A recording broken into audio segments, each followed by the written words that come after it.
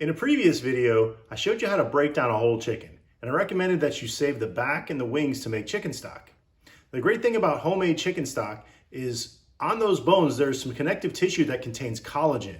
And when that collagen gets into your stock, it's gonna help create a nice body and mouthfeel that you won't get out of the store-bought stocks. Another great thing is that as you make sauces with that homemade chicken stock and you reduce the liquid, that collagen will thicken the stock and you get a really, really nice mouthfeel. It'll thicken and you can create some awesome demi sauces. My name's Chef Jeremy Lett with lineageculinary.com, and I'm going to show you how to make homemade chicken stock. First, take all your bones, place them in a stock pot, and fill it with cold water.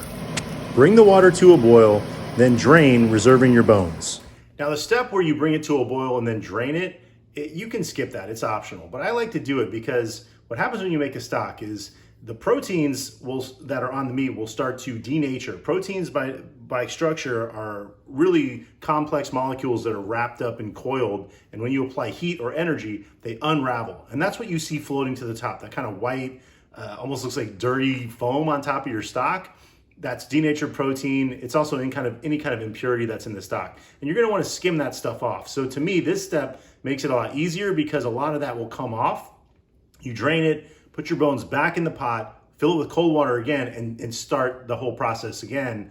And to me, it just develops a more cleaner, better stock. But again, if you're in a hurry, you don't have to do it. I don't do it all the time, but I wanna show you that way because I think it's the best way. Bring your liquid back up to a boil, then reduce to a very low simmer. Let that go for about an hour. While I'm doing that, I'm looking for my aromatic vegetables. And in a classic French stock, you would use mirepoix, which is carrot, celery, and onion.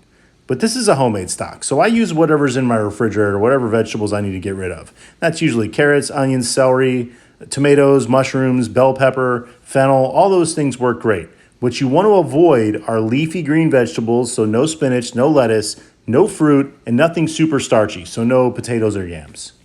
I'm gonna dice up my aromatic vegetables, about a 1/2 inch dice, and add that to my stock.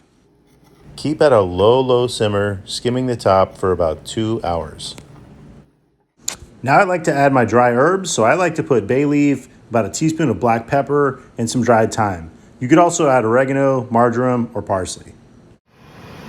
I'm gonna keep my stock at a very low simmer like you see here, and I'm gonna take a spoon and go through and skim off anything off the top and just remove that from my stock to keep it nice and clean.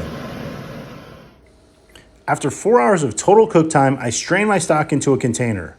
I cool the stock and go back once again and remove anything that's floating on top. Then I portion my chicken stock, I save some of it in the refrigerator, put the rest in the freezer. And that's how to make chicken stock. In the next video, I'll show you how to make a veloute. Thanks for watching. My name's Chef Jeremy with Lineage Culinary.